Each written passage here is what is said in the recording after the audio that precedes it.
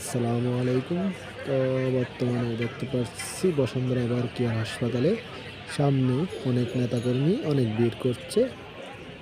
তো এখানে অনেক নেতাকর্মী বিভিন্ন জায়গা থেকে ঢাকা এবং বিভিন্ন জেলা থেকে এসেছে। অনেক নেতাকর্মী অনেক ভিড় করছে দেখতে পাচ্ছি, অনেক মানুষ এবং অনেক মিডিয়া।